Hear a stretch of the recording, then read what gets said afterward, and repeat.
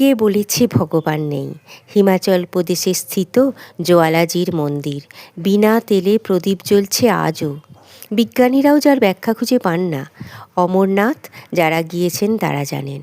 দুটো পায়রা, শিবের অমর কথা শুনে যারা অমর হয়ে গিয়েছিল। ভগবান শিব যখন মা পার্বতীকে অমর কথা শোনাচ্ছিলেন, তখন ওই দুটি পায়রাও উপস্থিত ছিল। অমর কথা শুনে ওরা অমর হয়ে যায়। কেদারনাথ মন্দির, কেদারনাথে 2013-তে কী ভয়ঙ্কর বন্যা হয়েছিল, চারিদিকে কত ক্ষয়ক্ষতি, কিন্তু মন্দির ঠিক যেমন ছিল তেমনই রয়ে গিয়েছিল। কোথা থেকে একটা বড় পাথর হেসে মন্দিরের ঠিক পিছনে দাঁড়িয়ে যায়, আর জল দুভাগে ভাগ হয়ে বয়ে চলে। মন্দির অক্ষত থেকে যায়। অনেক লোকের প্রাণ বেঁচে যায় যারা ওই মন্দিরে তখন উপস্থিত ছিল।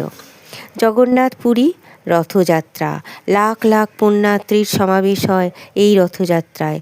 প্রতি বছর রথযাত্রার সময় বৃষ্টি হবেই হবে। জগন্নাথের আশীর্বাদ ঝরে পড়ে লাখো লাখো ভক্তের ওপর। এবার আসি বৃন্দাবনে। বৃন্দাবনে অনেক বিগ্রহ আছে যারা নিজেই প্রকট হয়েছেন। বাঁকে বিহারী, রাধা বল্লভ, রাধা রমন।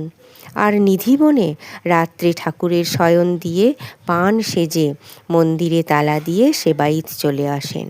সকালে যখন মন্দির খোলা হয়, বিছানা অগোছালো, পান চিবনো অবস্থায় পাওয়া যায়। এই জন্য সূর্যাস্তের পর ওখানে যাওয়ার অনুমতি থাকে না। এর থেকেও উৎকৃষ্ট প্রমাণ আর কি হতে পারে যে ভগবান আছেন? তাকে অনুভবে পেতে হয়।